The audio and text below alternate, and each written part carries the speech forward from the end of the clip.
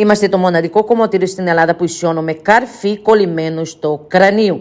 Καρφί κολλημένο στο κρανίο. Είμαι η Μαρία Ραούζου, έχω ένα κομμωτήριο που μου έχονται κοπέλα από όλες τις μέρες της Ελλάδα. Έχουν σγουρά μαλλιά και επιθυμούν ένα ίσιο ή ταλαιπωρούν τα μαλλιά τους με πρέσα. Αυτές οι πρέσα, παιδιά, όταν βγήκανε αυτές οι πρέσα, καταστρέψανε τη τρίχα.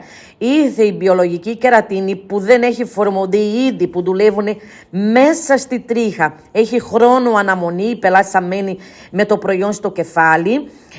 Μία ώρα ή 40 ή 50 ή μια μισή ώρα, όσο πιο πολύ σγουρό είναι, πιο πολύ ώρα θα μένει με το μαλλί, μαλακώνει. Μερικές φορές όταν λούζουμε το μαλλί, μετά ξεβγάζουμε το προϊόν, το μαλλί είναι ήδη ίσιο. Πιστεύετε, δεν πιστεύετε? Ολοκληρώνουμε με την πρέσα. Υπάρχει μαλλιά που δεν ισιώνει μόλις βγαίνουμε το προϊόν και πρέπει να περάσουμε την πρέσα. Περνάμε την πρέσα να ισιώσουμε με ασφάλεια, με τεχνική, με γνώση, όχι έτσι στα κουτουρού.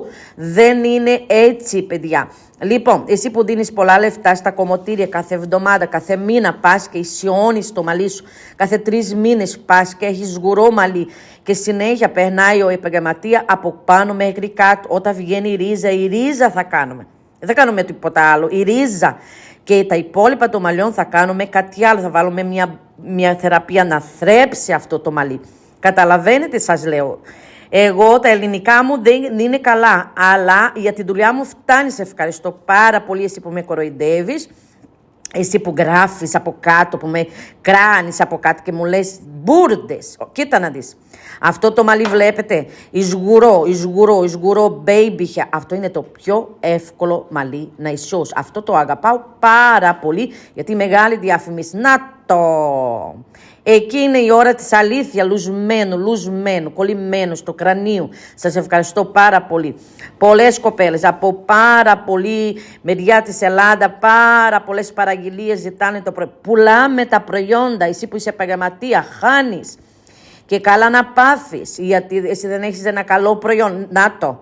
Ρίζα, έχονται για ρίζα, επανάληψη ρίζα έχονται τα κορίτσια. Μετά από πολύ καιρό έχονται για ρίζα. Και όλοι ευχαριστημένοι, το μαλλί μακρύνει, να το. Το μαλλί μακρύνει το μαλλί και το μαλλί μακρύνει από τη ρίζα. Δεν μακρύνει από κάτω, από τη ρίζα. Δεν ήξερες, τώρα το ξέρει.